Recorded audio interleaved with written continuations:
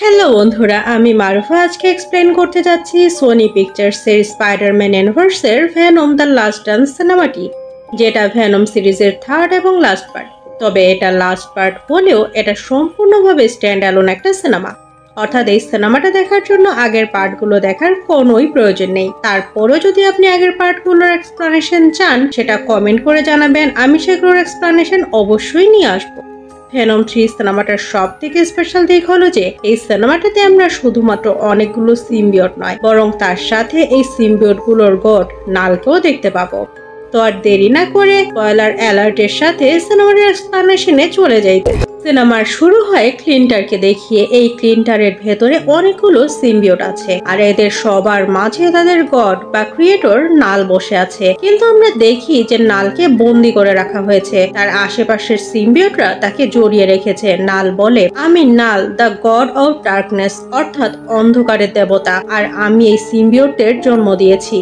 নাল জানায় যে সে আজ থেকে অনেক বছর আগে অন্ধকারের জগতে ছিল। তখন হঠাৎ করে সেখানে একটা উজ্জ্বল আলো এসে তার রাজ্য তার কাছ থেকে ছিনিয়ে নেয়। শুধু তাই না, এরপরে তার বানানো সিম্বিয়টদের বাচ্চাগুলো তার সাথে বিশ্বাসঘাতকতা করে, তাকে ধরে নিয়ে এসে এই ক্লিন্টারের মধ্যে বন্দি করে রাখে। আর এখান থেকে বের হওয়ার জন্য তার কডেক্সের প্রয়োজন, কারণ এই কডেক্স হলো নালের মুক্তি পাওয়ার একমাত্র উপায়। কডেক্স হলো এক ধরনের চাবি, যার মাধ্যমে সে এখান থেকে নিজেকে মুক্ত করে নিয়ে যেতে পারবে। আমরা এটাও জানতে পারি যে নালের সাথে এই ক্লিন্টারে শুধু সিম্বিয়টসই না, সাথে অনেকগুলো জেনোফেজও রয়েছে, আর এগুলো এমন এক ধরনের ক্রিয়েচার যারা সিম্বিয়টসদের মেরে খায়। এখানে নাল তার জেনোফেজদের অর্ডার করে যাতে করে তারা ইউনিভার্সের প্রত্যেকটা কোনায় কোনায় ছড়িয়ে গিয়ে কডেক্স খুঁজে নিয়ে আসে, যাতে করে সে এই কডেক্সের মাধ্যমে এখান থেকে পালাতে পারে। এরপরে সে সম্পূর্ণ ইউনিভার্সকে ডিস্ট্রয় করে তার ডার্কনেস ছড়িয়ে দেবে। এসব বলে সে অনেকগুলো পোর্টাল ওপেন করে সেগুলোর মাধ্যমে তার জেনোফেজদের কডেক্স খোঁজার জন্য ইউনিভার্সের আলাদা আলাদা প্ল্যানেটে পাঠিয়ে দেয়। পরের সিনে আমরা এডি ব্লককে দেখি, যে একটা বারে বসে আছে। এখানে সে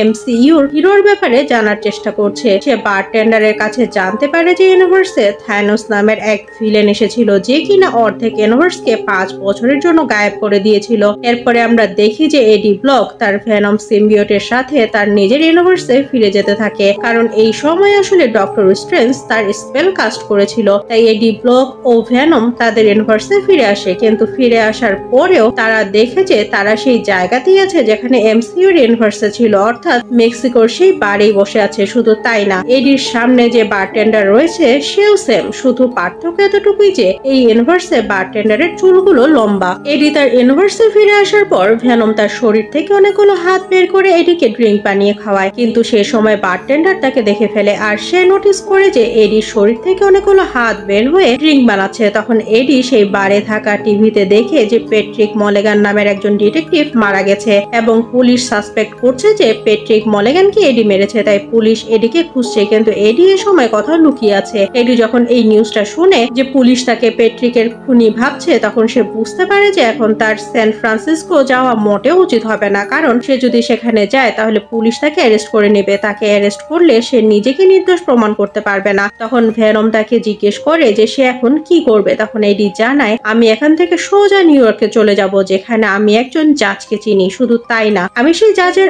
অনেক খারাপ কাজের ব্যাপারও জানি, তাই আমি তার হেল্প নিয়ে নিজেকে নির্দোষ প্রমাণ করব। যখন সে এটা ডিসাইড করে যে সে নিউ ইয়র্কে যাবে, তখন সে বারটেন্ডারকে তার বিল দিয়ে সেখান থেকে বের হয়ে যায়। কিন্তু তখন আমরা দেখি যে ভেনম বারটেন্ডারকে বিল দেওয়ার জন্য তার হাত বের করে আর কাউন্টারে টাকা রাখে, কিন্তু ভেনম যখন টাকা দেয় তখন টাকার সাথে সাথে তার শরীরের একটা ছোট টুকরা সেখানে রয়ে যায়। এখন এডি বার থেকে বের হয়ে রাস্তায় হাঁটতে শুরু করে, কিন্তু সে রাস্তায় অনেকগুলো কুকুরের ডাক শুনে সেখানে যায় যেখানে কুকুরগুলো ডাকছিল। এখানে এসে এডি ও ভেনম দেখে যে এখানে কিছু খারাপ মানুষ অনেকগুলো কুকুরকে খাঁচায় আটকে রেখেছে, এরা এই কুকুরগুলোকে বিক্রি করতে চায়। তাই ভেনম এবং এডি ডিসাইড করে যে এরা এই সব খাঁচা খুলে দিয়ে সব কুকুরগুলোকে মুক্ত করে দিবে। কিন্তু তারা খাঁচা খুলে দেওয়ার আগে সেখানে 3 জন লোক চলে আসে, যারা এখানে এই কুকুরগুলো বন্দি করে রেখেছিল। এডি তাদের এখান থেকে চলে যেতে বলে, আর এটাও বলে যে যদি এরা এই কুকুরগুলোকে ছেড়ে দিয়ে এখান থেকে চলে যায় তাহলে সে কারো কোনো ক্ষতি করবে না। কিন্তু এই তিনজন এডির কোনো কথাই শোনে না আর এডির উপরে আক্রমণ করে দেয়, যার রেসপন্সে ভেনম বাইরে আসে। এরপরে সে সবগুলো কুকুরকে মুক্ত করে দিয়ে সেই তিনজনকে ধরে তাদের মাথা খেয়ে ফেলে। এরপরে এডি তার হিউম্যান ফর্মে এসে সবগুলো কুকুরকে মুক্ত করে এখান থেকে নিয়ে যায়। যখন সে কুকুরগুলোকে নিয়ে এখান থেকে যাচ্ছিল তখন আমরা লক্ষ্য করি যে এডির পেছনের বিল্ডিং এ একটা জেনোফেস চলে এসেছে, কিন্তু এডি এটা লক্ষ্য করে না আর এখান থেকে চলে যায়। এদিকে আমরা দেখি যে একটা লোক সিসিটিভি ফুটেজের মাধ্যমে এডিকে ফলো করছে। এখানে আমরা এই লোকটার চেহারা দেখতে পাই না, কিন্তু লোকটা বলে যে এডি ব্লক এখন বাইরে চলে এসেছে, তাকে ধরার এখনই সঠিক সময়। এরপরে এই স্ট্রেঞ্জার জেনারেল রেক্সকে ফোন দিয়ে এডিকে ধরার জন্য বলে। এখান থেকে আমরা বুঝতে পারি যে এই লোকটা যে কেউ হোক না কেন সে এডি এবং ভেনমের ব্যাপারে সবকিছুই জানে। অন্যদিকে আমরা জেনারেল রেক্সকে দেখি যে ইনফরমেশন পেয়ে সেই বারে চলে আসে যেখানে একটু আগে এডি এবং ভেনম বসেছিল। এখানে এসে জেনারেল রেক্স বারটেন্ডারকে এডির ব্যাপারে জিজ্ঞেস করে। বারটেন্ডার জেনারেল রেক্সকে জানায় যে আপনি যে লোকের ব্যাপারে জিজ্ঞেস করছেন তার অনেকগুলো হাত রয়েছে আর সে তার হাতগুলো বড় করে যে কোনো কিছু ধরতে পারে। এই কথা শুনে জেনারেল রেক্স তার টিমকে এই বারটেন্ডারকে বেহুশ করে নিয়ে যেতে বলে আর তার টিম বারটেন্ডারকে অজ্ঞান করে গাড়িতে তুলে নেয় আর সাথে করে জেনারেল রেক্স ভেনমের বডির সেই টুকরোটাও নিয়ে নেয়। পরের সিনে আমরা ডক্টর পেন নামের একজন মহিলাকে দেখি যে আসলে এরিয়া 51 এর ভেতরে রিসার্চের কাজ করে। যখন ডক্টর পেন তার রিসার্চ ফ্যাসিলিটিতে আসে তখন আমরা দেখতে পাই যে আর্থের যতগুলো সিম্বিওট ছিল সবগুলো নিয়ে এসে এখানে রাখা হয়েছে। কিছুক্ষণ পরে জেনারেল রেক্স ডক্টর পেনের সাথে দেখা করার জন্য এখানে চলে আসে আর আমরা জানতে পারি যে জেনারেল রেক্সও আসলে এরিয়া 51 এর জন্য কাজ করে। জেনারেল রেক্স বার থেকে যে ভেনমের শরীরের টুকরোটা এনেছিল সেটা সে ডক্টর পেনকে দিয়ে দেয় যাতে করে এটার উপরে রিসার্চ করতে পারে। এরপরে ডক্টর পেন জেনারেল রেক্সকে নিয়ে একটা চেম্বারের কাছে আসে যেখানে একটা লোককে আটকে রাখা হয়েছে, কিন্তু আমরা লক্ষ্য করি যে এই লোকটা আসলে আর কেউ নয় বরং পেট্রিক মলেগান। আসলে সে এখনো জীবিত আছে আর এরিয়া 51 এ তাকে বন্দী করে রাখা হয়েছে। এখানে ডক্টর পেন এবং জেনারেল রেক্স এর আলোচনা থেকে আমরা জানতে পারি যখন পেট্রিক মলেগানকে তারা পেয়েছিল তখন সে মারা গিয়েছিল, কিন্তু যখন তারা একটা সিম্বিওটের সাথে তার বন্ড করায় তখন সে জীবিত হয়ে যায়। এখান থেকে আমরা জানতে পারি যে সিম্বিওটস যে কোনো মৃত ব্যক্তি বা প্রাণীকে জীবিত করে দিতে পারে। এরপরে আমরা দেখি যে পেট্রিক মলেগান হঠাৎ করে উঠে দাঁড়ায় এবং খুব দ্রুত সেই চেম্বারের কাচের জানালার কাছে চলে আসে। সে ডক্টর পেন এবং জেনারেল রেক্সকে বলে তোমাদের সামনে ভয়াবহ বিপদ। এখান থেকে আমরা বুঝতে পারি যে পেট্রিক মলেগান যে কথাগুলো বলছে সেটা আসলে তার কথা নয় বরং তার ভেতরে থাকা সিম্বিওটের কথা, অর্থাৎ এখন পেট্রিক নয় বরং তার সিম্বিওট তাদের সাথে কথা বলছে। আর সে এদের দুজনকে নালের ব্যাপারে জানায়। সে জানায় যে কেমন করে নাল অন্ধকারের দেবতা এবং তাদেরকে বানিয়েছে, তারা কেমন করে নালকে বন্দী বানিয়ে রেখেছে, কিন্তু নাল এখন সিম্বিওটদের হাত থেকে নিজেকে মুক্ত করতে চায়, তাই সে কোডেক্স খোঁজার চেষ্টা করছে। পরের সিনে আমরা এডিকে দেখি যে ভেনমের রূপে একটা প্লেনের সাথে আটকে নিউ ইয়র্কে আসছে, কিন্তু তখন একটা জেনোফেস ভেনমকে ট্রেস করতে করতে সেই প্লেনের উপরে চলে আসে আর এখানে ভেনম এবং জেনোফেসের একটা রোমাঞ্চকর ফাইট হয়। এখানে আমরা দেখি যে জেনোফেস ভেনমের শরীরে কোডেক্স দেখতে পাচ্ছে যেটা তার গলায় আছে, কিন্তু এখানে ভেনম জেনোফেসের চোখে ধুলো দিয়ে প্লেন থেকে লাফিয়ে একটা প্যারাশুট খুলে এদিকে বাঁচিয়ে নেয়। নিচে এসে ভেনমকে জিজ্ঞেস করে যে এটা কোন ক্রিয়েচার আর আমাদের উপরেই বা কেন আক্রমণ করছে। তখন ভেনম এদিকে জানায় যে এটা আসলে জেনোফেস আর তাদের কাছ থেকে কোডেক্স নেওয়ার জন্যই সে এসেছে। ভেনমের কথা শুনে এডি কিছুই বুঝতে পারছিল না, তাই সে ভেনমকে জিজ্ঞেস করে এখানে আসলে কি চলছে সেটা আমাকে বলবে। এখন ভেনম শুরু থেকে বলতে শুরু করে। সে জানায় নাল কেমন করে জেনোফেস এবং সিম্বিওট বানিয়েছে, কিন্তু সব সিম্বিওটস মিলে নালকে ক্লিন্টারে বন্দী করে রেখেছে। এখন নাল কোডেক্স এর মাধ্যমে সেখান থেকে মুক্তি পেতে চায়। কোডেক্স এর ব্যাপারে ভেনম জানায় যে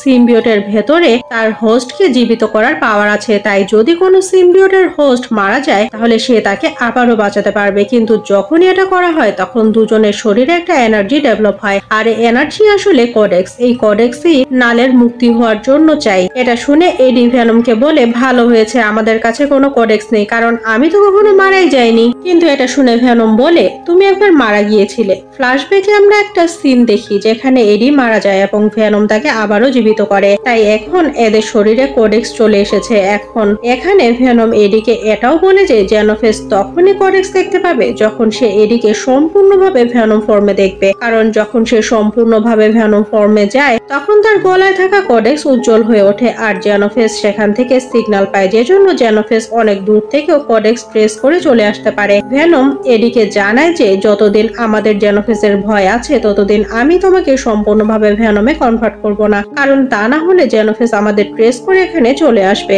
এবং আমাদের দুজনকে মেরে কডেক্স নিয়ে নালকে দিয়ে দেবে। এর ফলে আমরা তো মারা যাবই, সাথে নালও মুক্তি পেয়ে যাবে। এরপরে এরা দুজন সামনে এগিয়ে যেতে থাকে। কিছু দূর সামনে যেতেই তারা একটা ঘোড়া দেখতে পায়। তখন ভ্যানম ডিসাইড করে যে সে ঘোড়ার সাথে বন্ড হবে যাতে করে সে এডিকে অনেক দ্রুত নিয়ে যেতে পারে। ভ্যানম ঘোড়ার সাথে বন্ড হয়ে এডিকে নিয়ে যেতে থাকে, কিন্তু যেতে যেতে তারা যখন নদীর কিনারায় আসে তখন জেনারেল রেক্স তাদেরকে দেখতে পেয়ে পিছু করতে শুরু করে, কিন্তু ভ্যানম তার সব শক্তি দিয়ে এডিকে বাঁচানোর চেষ্টা করে। তাই সে একটা ব্যাঙ ও একটা মাছের সাথে বন্ড হয়, কিন্তু তারপরেও সে এডিকে বাঁচাতে পারে না। ভ্যানমের কাছে আর কোনো উপায় না থাকায় সে এডির সাথে প্রপারলি বন্ড করে ফেলে। এরকম হওয়ার সাথে সাথে জেনোফেস সেটা টের পেয়ে যায় আর অনেক দ্রুত ভ্যানমের কাছে চলে আসে, কিন্তু যখন জেনোফেস এখানে চলে আসে তখন জেনারেল রেক্সের টিম তাকে দেখে ভয় পেয়ে যায় আর তারা জেনোফেসের উপরে গুলি করতে শুরু করে। এই সুযোগে ভ্যানম এডির শরীরে ঢুকে গিয়ে এখান থেকে পালিয়ে যায়। পরের সিনে আমরা দেখেছি এডি জঙ্গলের রাস্তা দিয়ে সামনের দিকে এগিয়ে যাচ্ছে আর তখন তার সাথে মার্টিন নামের একজন লোকের দেখা হয়। মার্টিন তার ওয়াইফ আর ছেলের সাথে কোথাও যাচ্ছিল। মার্টিন এডিকে খাবার অফার করে।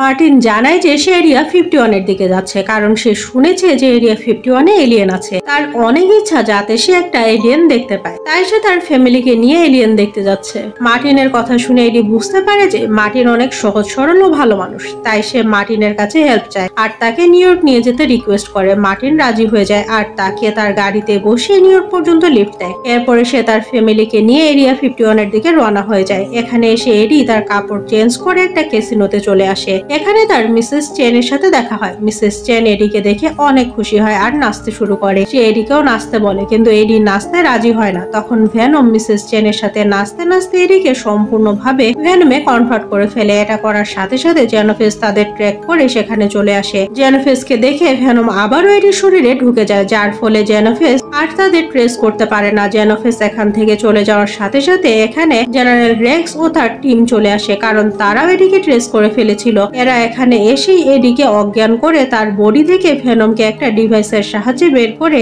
একটা কন্টেনারে বন্দি করে ফেলে। এরপরে তারা এডি ও ভ্যানমকে নিয়ে এরিয়া 51 এর লেবে চলে আসে। যখন এডির জ্ঞান ফিরে আসে তখন সে নিজেকে এরিয়া 51 এর লেবের ভেতরে আবিষ্কার করে। তখন জেনারেল রেক্স এডির কাছে এসে তাকে শুট করে যাতে করে সে মারা যায়, কিন্তু এখানে ডক্টর পেনের অ্যাসিস্ট্যান্ট ভ্যানমের কন্টেনার খুলে দিয়েছিল, যেজন্য ভ্যানম সোজা এডির শরীরে ঢুকে যায়।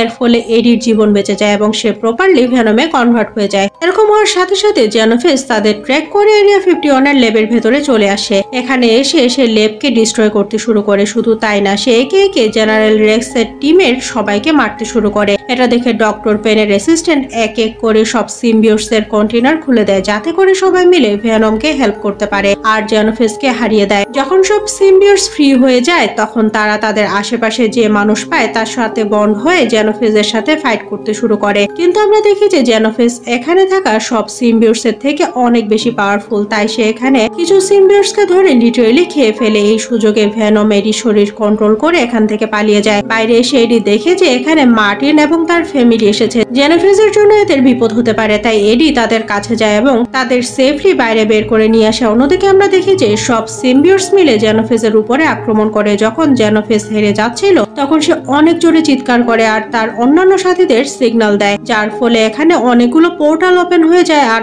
আরো 5-6টা জেনোফেস এখানে চলে আসে। এসব দেখে এডি ভ্যানম রূপে সব সিম্বিওটসের সাথে ফাইট করতে শুরু করে। এতগুলো জেনোফেসদের সাথে সিম্বিওটসরা পেরে উঠছিল না। শুধু তাই না, ভ্যানম ও এডির অনেক আহত হয়। তাই ভ্যানম এডিকে কিছু দূরে নিয়ে এসে এডিকে বলে, আমাদের কাছে এই সব জেনোফেসদের হারানোর একটাই উপায় আছে, আমাদের এক হয়ে জেনোফেসদের মোকাবেলা করতে হবে। এখন এরা দুজন বন্ড করে জেনোফেসদের কাছে আসে। এটা দেখে সব জেনোফেস তাদের ঘিরে ধরে, কিন্তু ভ্যানম তার শরীর থেকে অনেকগুলো টেন্টিকলস বের করে সব জেনোফেসদের নিজের সাথে বন্ড করতে শুরু করে। এটা করার সাথে সাথে ভ্যানম পাশের এমন একটা জায়গায় চলে আসে যেখানে ভয়াবহ অ্যাসিড রাখা আছে আর এটা এতটাই পাওয়ারফুল যে যেকোনো কিছু জ্বালিয়ে দিতে পারে। ভ্যানমের প্ল্যান হলো যে সে এই সব জেনোফেসদের অ্যাসিডে পুড়িয়ে মেরে ফেলবে। যখন ভ্যানম অ্যাসিডের কাছে আসে তখন সে এডিকে তার শরীর থেকে বের করে দূরে ছুড়ে দেয় যাতে করে এডির জীবন বাঁচতে পারে। এরপরে ভ্যানম সব জেনোফেসদের নিয়ে সে অ্যাসিডের ভেতরে লাফ দেয়, যার ফলে সে অ্যাসিডের জন্য সব জেনোফেস ধীরে ধীরে মারা যেতে শুরু করে, কিন্তু এর সাথে সাথে ভেনমও মারা যায়। ভেনম নিজের জীবন স্যাক্রিফাইস করে সব জেনোফেজদের মেরে ফেলেছে।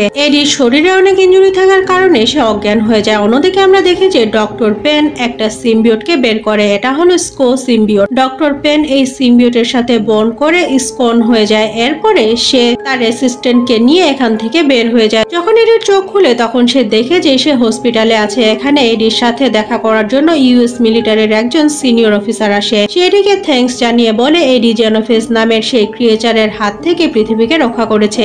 এডিও তার ভেনম সিম্বিওটের জন্য অনেক বড় বিপদ থেকে ইউনিভার্স রক্ষা পেয়েছে, তাই অফিসার এডিকে তার সব চার্জেস থেকে ফ্রি করে দেয়। পরের সিনে আমরা দেখি যে এডি তার লাইফ আর 10টা সাধারণ মানুষের মতো করে কাটাচ্ছে, কিন্তু এডি ভেনমকে অনেক মিস করে। পোস্ট ক্রেডিট সিনে আমরা নালের প্রপার ফেস রিভিল হতে দেখি, যেখানে নাল বলে যে আমি এই সম্পূর্ণ ইউনিভার্স ডিস্ট্রয় করে দিব। আর এর সাথে এই সিনেমাটা এখানেই শেষ হয়ে যায়। আমার সাথে থাকার জন্য অসংখ্য ধন্যবাদ। ভালো থাকবেন, সুস্থ থাকবেন, বাই।